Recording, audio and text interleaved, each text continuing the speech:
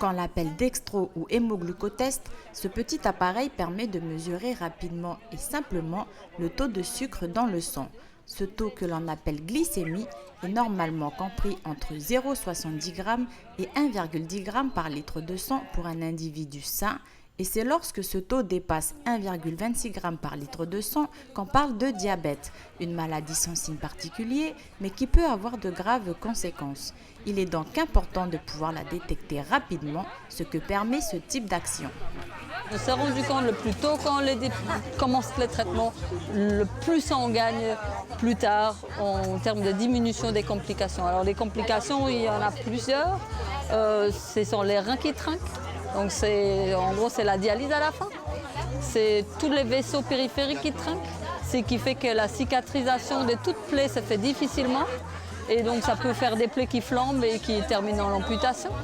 C'est les vaisseaux au niveau des yeux qui trinquent et donc ça donne la cécité. Après, c'est tous les vaisseaux qui s'abîment et ça rend beaucoup plus fragile par rapport aux infarctus, les AVC, etc. Donc pour moi, c'est à peu près Oui, c'est la raison pour laquelle il faut dépister parce qu'on ne va pas la trouver autrement. Selon une étude de l'Agence sanitaire et sociale de la Nouvelle-Calédonie, 7,8% des enfants de 6 ans et 20,5% des enfants de 12 ans sont obèses en Nouvelle-Calédonie. Or, les enfants qui sont en situation de surpoids ou d'obésité sont plus à risque de développer un diabète de type 2. C'est pourquoi cette journée a été aussi l'occasion de parler alimentation.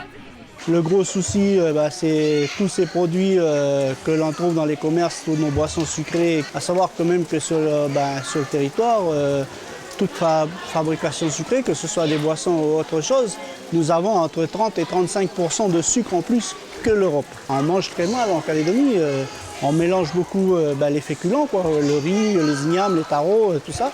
Et c'est un gros souci à rééduquer la population sur une alimentation saine, surtout équilibrée.